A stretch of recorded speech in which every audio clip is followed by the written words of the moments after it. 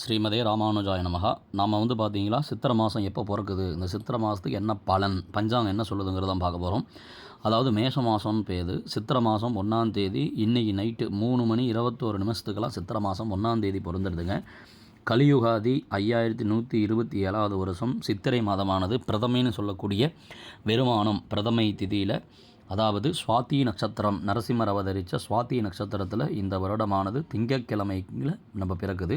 விடியகாலம் 3:21 சித்திரை மாதம் 1ஆம் பிறப்பு பிறகுது. இதில் பார்த்தீங்களா விஸ்வாபசு வருஷத்தியுடைய வெண்பா என்ன சொல்லுது அப்படின்னா, அதாவது வேளாண்மையெல்லாம் மேலோங்கும், பசுக்களும் காளை மாடுகளும் விருத்தி அடையும், குழந்தைகள் நாசம் நிகழும், உலகில் நல்ல மழையுண்டு, பகைவர் கை ஓங்கும், மாபெரும் தவங்களும் அரங்கங்களும் ஓங்கும், நன்மைகளும் தீமைகளும் கலந்து விளங்கும் அப்படின்னு சொல்லுது வெண்பா.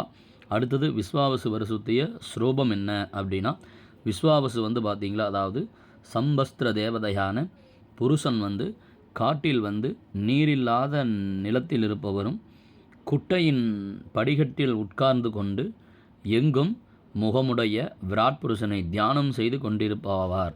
சிவப்பு நிறம் உடையவர் இவர்.